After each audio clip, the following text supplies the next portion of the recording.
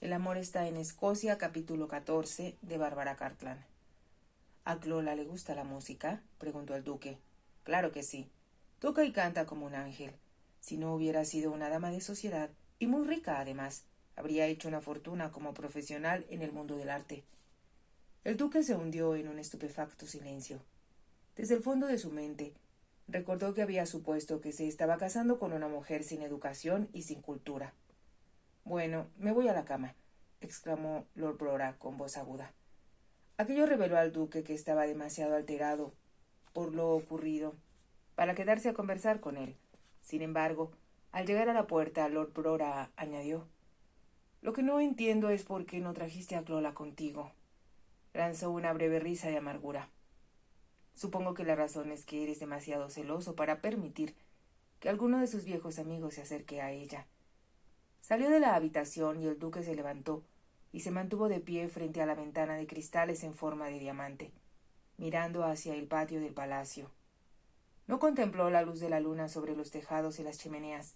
En cambio, vio dos ojos misteriosos, salpicados de motas de oro, y oyó la suave voz que repetía el juramento de obediencia.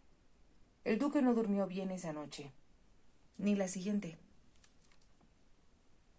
El rey llegó al fin y se mostró encantado con la forma entusiasta en que fue recibido por el gran número de miembros de la nobleza que habían acudido a ofrecerle sus respetos. Su propio séquito estaba formado por muchos de los amigos más íntimos del duque, como Lord Brora. Tan pronto como supieron que se había casado, lo bombardearon con preguntas, muchas de las cuales encontró que no podía contestar. Los ojos del rey brillaban alegremente cuando lo felicitó. «Al fin te pescaron, Taran», dijo. «Y según me han dicho, la duquesa es tan hermosa y atractiva que no entiendo por qué la estás escondiendo de mí. No pudo venir a Edimburgo, señor. Acabamos de casarnos». Era la pálida excusa que el duque había dado a todos los que lo interrogaron al respecto, pero no pudo evitar que su voz sonara más rígida y reservada cada vez que tenía que repetirla. «Tráela al sur, muchacho», sugirió el rey, «lo más pronto posible.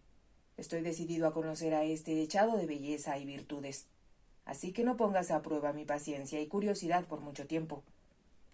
El duque aceptó esa orden con una inclinación de cabeza y recordó su decisión de dejar sola en Escocia a la mujer con quien lo había obligado a casarse. Su Majestad ofreció una recepción en el Palacio de Holyrood el 17 de agosto, y el duque asistió a ella. Además de todos los jefes de clanes, muchos nobles y caballeros asistieron vestidos con el atuendo típico escocés. Entre ellos, junto con el duque, estuvieron los duques de Hamilton y Argyll y el conde de Breadalbane. Después de la recepción, Su Majestad tuvo una audiencia privada con los más altos funcionarios de Escocia. Al día siguiente se llevó a cabo una fiesta a la que asistieron todas las más importantes damas de Edimburgo. Y ahí, una vez más, el duque fue asediado a preguntas sobre la ausencia de Clola. «Cuando menos no nos eclipsará a todas con su belleza, como lo hizo en los bailes del pasado invierno», exclamó la marquesa de Queensbury. Mientras que la condesa de Elgin añadió: «Sin embargo, fue tan dulce y se mostró tan poco envanecida por el éxito que fue imposible sentirse celosa de ella». Después de esas fiestas especiales, hubo procesiones, juntas, inspecciones y un banquete ofrecido en la casa del Parlamento por el Lord Prevostí. De modo que el duque casi no tuvo tiempo de pensar. Por último, todos esperaban con ansiedad el desfile de caballería que tendría lugar en las arenas de Portobelo. El duque se sorprendió al saber que se esperaban 50.000 espectadores y que todos los cuerpos de tropas voluntarias estaban formados para hacer un total de más de 3.000 hombres. Se enteró de que el señor Dunblane hizo las disposiciones pertinentes para que 50 de los guardias especiales, en los que el viejo duque había tenido siempre especial interés, representaran al clan. Cada clan llevaba su propio abanderado, su portaestandarte y su gaitero, y cuando el duque vio a los MacNairn ensayando el día anterior al desfile, se había sentido gratamente impresionado por su apariencia.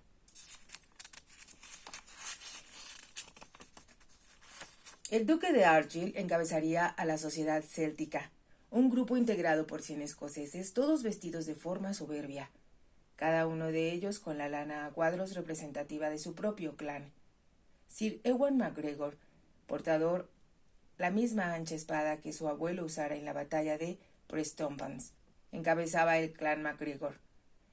Él usaba una notable lana de color rojo intenso y cada uno de los miembros de su clan llevaba una rama de pino en su gorra. Había una gran rivalidad y un cierto grado de celos entre los diferentes clanes, pero el duque consideró que los MacNairn harían un buen papel. Justo antes que saliera del lugar donde desfilaban sus hombres, el señor Dunblane le dijo: «Hay varios hombres a quienes les gustaría hablar con su señoría, si dispone de tiempo para recibirlos». «¿Sobre qué?», preguntó el duque. «Sobre sus problemas», contestó el señor Dunblane. «¿Sus problemas?». Hubo una leve sonrisa en el rostro del señor Dunblane cuando dijo: «Es tradicional, como usted bien sabe, que traigan sus problemas ante el jefe de su clan, como en los antiguos tiempos. Es, de hecho, un cumplido para su señoría». «¿Usted espera, en realidad, que yo resuelva los problemas de estos hombres?», preguntó el duque. «¿Qué sé yo de sus vidas, cuando tengo tanto tiempo de vivir en el sur?». «Ellos confían en usted, creen en usted y harán cuanto usted les diga», aseguró el señor Dunblane. El duque se quedó pensativo por un momento. «Muy bien», contestó. «Hablaré con ellos, pero Dios sabe si el consejo que les dé les pueda resultar de alguna utilidad. Creo que su señoría subestima sus propias simpatías hacia la gente de su clan», expresó el señor Dunblane en voz baja. Antes que el duque pudiera pensar en qué podía contestarles, fue en busca de los hombres que deseaban entrevistarlo. Para su propia sorpresa, el duque se encontró dando decisiones sobre problemas referentes a tierras, ganado, dificultades familiares y hasta, en un caso, si un hombre era demasiado joven para tomar esposa.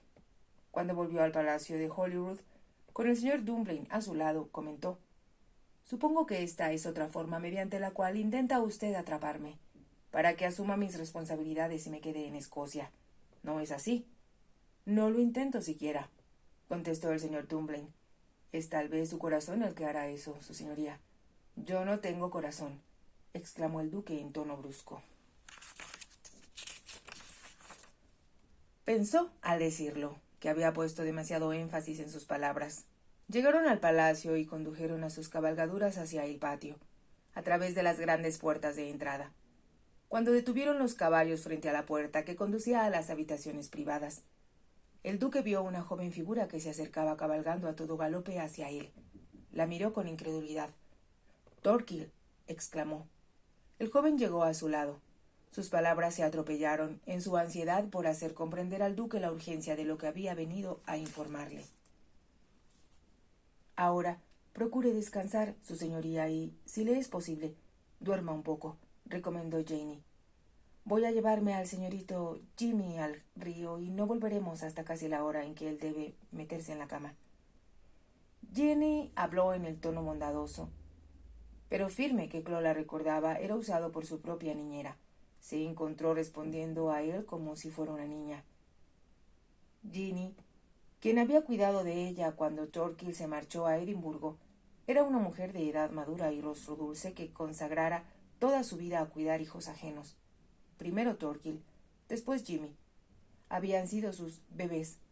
Atendió a Clola con solicitud maternal. Poco a poco el organismo de Clola fue eliminando el veneno, y ella sintió que volvía a la vida, como si hubiera hecho un largo y oscuro viaje hacia lo desconocido. «Yo nunca confié en esa señora Force», comentó Ginny, una y otra vez. Percibía su maldad, pero no encontraba nada concreto de qué acusarla. Clola no quiso preguntar quién había encontrado a la señora Force al pie del almenaje, ni qué había sucedido después. Todo le parecía, en retrospectiva, como una horrible pesadilla, y no podía pensar en lo cerca que había estado de morir, sin estremecerse. «Yo te salvé, ¿verdad?», le preguntó Jimmy cuando Clola estuvo ya lo bastante bien para charlar con él. «Corrí a buscar a Thorkill, como tú me dijiste, y él subió al techo con tanta rapidez que no pude darle alcance». «Sí, tú me salvaste, queridito», reconoció Clola. «Ginny dice que yo debo cuidar de ti hasta que vuelva tío Taran». «Y lo haces muy bien», sonrió Clola. Cuando Jimmy se alejó de la cama, ella continuó acostada, pensando en si Thorkill llegaría a tiempo y si el duque le creería. Comprendía cuán difícil sería para él entender la violencia del odio hacia los ingleses que aún sentían muchos miembros de los clanes. No podía menos que sentir un temor desesperado de que el duque considerara el mensaje de Thorkill como un absurdo y que Ewan Force lograra asesinar al rey. Aun si el atentado no tenía éxito, el solo hecho sería un golpe terrible para el orgullo de los MacNairn y reverberaría por todo Gran Bretaña. Como había vivido en Edimburgo entre personas inteligentes, Clola observó con qué desesperación los escoceses intentaban definir su posición. Había gente industriosa y de gran ingenio en Escocia, dispuesta a enriquecer el crecimiento del imperio británico, si solo el sur se daba cuenta de su buena voluntad de hacerlo. Sin embargo, los ingleses seguían actuando como si los escoceses tuvieran que ser dominados, y había muchas restricciones injustas que afectaban a una economía ya de por sí empobrecida. Clola sentía que si solo hubiera más hombres de influencia y de inteligencia, como el duque, la causa escocesa sería escuchada y la opinión pública se inclinaría en favor de su país. Pero, ¿estaba el duque dispuesto a hacer uso de su influencia? Esa era la gran pregunta que se formulaba en su mente. Se preguntaba a sí mismo cómo podía hacerle comprender con cuánta desesperación lo necesitaban en Escocia. Si solo escuchara la llamada de su sangre, existía la posibilidad de que surgiera la era de oro de la que hablaban los bardos, y habían vaticinado los adivinadores, pero que, sin embargo, no parecía hacerse realidad nunca. Debo hablar con él, resolvió para sí. Enseguida se preguntó con desesperación si él la escucharía, cuando pensaba que le había sido infiel a las 48 horas de su matrimonio. ¿Cómo pudo pensar tal cosa? ¿Cómo pudo suponerla siquiera? Recordó, con toda justicia, que él no sabía nada acerca de ella, y que era culpa suya no haberle dicho cuál había sido su vida antes de convertirse en su esposa. Todo parecía representar un problema sin esperanza de solución, que mantuvo a Clola despierta noches enteras y retrasó su recuperación de una forma que preocupaban y desconcertaban a Ginny. Poco después, sentada en el sofá del salón de música, que había convertido en su lugar favorito, Clola ansiaba hablar con el duque no solo sobre Escocia y de sus responsabilidades hacia ella, sino también del amor que sentía hacia la música y lo que ésta significaba para ella. Cuando la maldad de todo lo sucedido desapareció de su mente y de su cuerpo, empezó a escuchar las melodías que llevaba el viento que soplaba afuera del castillo. Cuando estuvo lo bastante recuperada para acercarse a la ventana a contemplar el lago, acudieron a su mente melodías que ella ansiaba convertir en piezas de música y canciones. Si solo pudiera yo explicarle todo, se dijo. Tal vez él comprendería. Recordó cómo se habían mirado a los ojos cuando ella se paró frente a él antes de arrodillarse para el juramento de obediencia. Sintió, en aquel momento, como si extendieran los brazos uno hacia el otro, a través del tiempo, y no hubiera necesidad de palabras entre ambos. Más tarde se dijo que todo eso era solo una ilusión, pero cuando sus manos rozaron las de ella, todo su ser vibró de una forma desconocida hasta entonces. Clola era muy sensitiva a las vibraciones de otras personas, y comprendió al sentir el contacto con el duque, que la unía a él algo mágico y muy espiritual. Debido a que el pensar en su esposo la inquietaba demasiado y, al mismo tiempo, ansiaba volver a verlo, empezó a preguntarse, como lo había hecho ya una docena de veces antes, qué tan pronto volvería él al castillo. Si es que volvía. Tenía la impresión de que el duque se iría de Escocia y volvería al sur con el rey. La idea la lastimaba de tal forma que era casi como un dolor físico. Trató de convencerse de que eso se debía a que estaba ansiosa por saber si Ewan Force había sido arrestado. Habían logrado impedir que cometiera un asesinato espantoso, instigado por una madre fanática. Se planeaba, según ella sabía, que el rey zarpara en el Royal George el 29 de agosto. Se embarcaría en Puerto Edgar, cerca de King's Ferry, después de hacer una visita al conde de Hopetoun. Clola estaba segura de que el duque se hospedaría en la casa Hopetoun con su majestad, y eso significaba que no había posibilidad de que volviera antes del 31. Suponía que Ewan Force habría planeado asesinar al rey durante el desfile de caballería que tendría lugar en las arenas de Portobelo. Tal vez Thorkill volviera para narrarle lo sucedido y, sin embargo, ella lo dudaba mucho. ¿Y si no hubiera llegado a tiempo? ¿Y si Ewan Force había logrado evadirlos. La complejidad de todo ello inquietó tanto a Clola que, desobedeciendo las instrucciones de Ginny, se levantó del sofá para cruzar la habitación en dirección del arpa. Se había vuelto más diestra en el uso del viejo instrumento en esos últimos días, desde que estaba un tanto restablecida para salir de su dormitorio e ir a las otras habitaciones del castillo. 2 días antes, le habían permitido salir para disfrutar del sol, envuelta en una de las hermosas estolas de Marta Sebellina, que pertenecieran a su abuela. A la mañana siguiente, a pesar de las protestas de Ginny, se había levantado después de desayunar y había cruzado el pasillo para entrar en la habitación de la dama gris. La luz del sol que se filtraba por la ventana hacía menos extraño el ambiente. Una gran serenidad reinaba en la habitación, y al levantar el rostro hacia el cuadro de la condesa Morag, supo que el mensaje que recibiera de ella le había salvado la vida. Si no hubiera recordado sus instrucciones de luchar contra la señora Force, habría estado demasiado débil y atontada por la droga para enviar en busca de Thorkill y para aferrarse a la almena durante esos angustiosos segundos antes que él acudiera a rescatarla. Al mirar el rostro del cuadro, Clola comprendió que no se había equivocado la noche de su matrimonio, cuando sintió que la dama gris estaba a su lado. Había sido real, más real que muchas personas que conociera.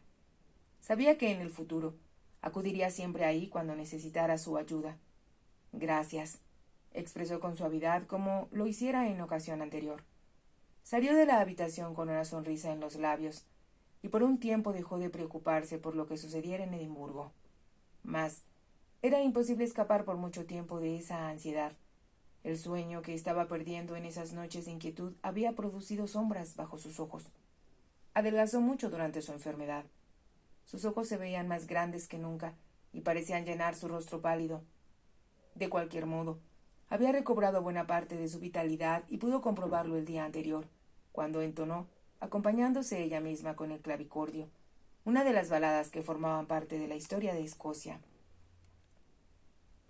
A los amigos de su abuela les encantaba escucharla cantar estas viejas baladas, después de las espléndidas cenas de que disfrutaban en su casa de Edimburgo. Debido a que Clola sabía que solo la música podría tranquilizarla y evitar que se preocupara de lo que sucedía muy lejos de ahí, se sentó ante el arpa y empezó a deslizar los dedos sobre las cuerdas. Extrajo nota por nota, y empezaron a combinarse para dar forma a la melodía que se le había ocurrido cuando estaba demasiado débil para moverse de la cama. Era una melodía que hablaba del misterio de las montañas, de la soledad de los páramos y, también, del amor. Los dedos de Clola titubearon por un momento. ¿Qué sabía ella del amor?, se preguntó. No obstante, estaba latente en su melodía y, si era sincera, también en su corazón. Era un amor tan dominante, tan avasallador, que resultaba imposible ocultarlo. Era el amor que había buscado y no había encontrado nunca entre los caballeros que solicitaran su mano en matrimonio. Los había rechazado porque sabía que nunca podrían, sin importar cuánto tiempo los conociera ella, alcanzar el ideal que guardaba en lo recóndito de su ser. En cambio ahora, aunque casi no se atrevía a admitirlo, ese santuario en su corazón para el hombre ideal estaba pleno. Como si el asombro de su descubrimiento debiera ser traducido en música. Clola continuó tocando, y sintió que la melodía la envolvía como si fueran alas de ángel y la remontaran al cielo. De pronto se dio cuenta de que no estaba sola. Volvió la cabeza y descubrió que el duque se encontraba de pie junto a la puerta. Clola no tenía idea de cuánto tiempo llevaba allí. Solo supo que su corazón lo había llamado, y él había respondido a la llamada. Sus manos bajaron del arpa y se incorporó. Tenía los ojos clavados en su esposo, asombrada por la expresión que veía en el rostro de él y que nunca viera antes. Él se movió con lentitud hacia ella. Sus ojos seguían clavados en los de Clola. Para ésta resultaba imposible pensar y casi imposible respirar. ¿Estás bien? La voz de él, baja y profunda, parecía provenir de otro mundo. ¿Por qué estás aquí? ¿Por qué volviste tan pronto? ¿Qué ha sucedido? Era difícil para Clola decir las palabras. Había un matiz de temor en ellas. No pude permanecer lejos de aquí por más tiempo, contestó el duque. De pie frente a ella, mirando hacia el misterio de los ojos, el duque agregó: Cuando te vi por primera vez, Clola, tú hiciste un juramento de obediencia y entrega a mí. Ahora tengo que hacerte uno a ti. Al decirlo se puso sobre una rodilla, frente a ella, y unió las manos, palma con palma, sin dejar de mirarla. Dijo con lentitud: Juro ante Dios Todopoderoso protegerte y servirte mientras tenga vida, vivir o morir por ti. Te amaré con todo mi corazón, te adoraré como mi esposa y lucharé por hacerte feliz, y que Dios me ayude a lograrlo.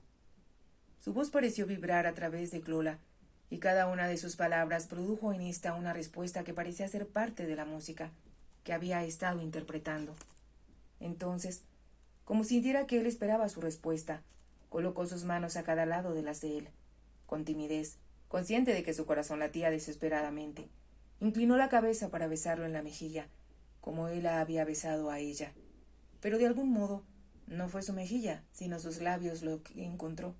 Mientras la retenía cautiva con la boca, los brazos del duque la rodearon. Él se levantó para acercarla hacia su pecho. Su beso se hizo más profundo y posesivo.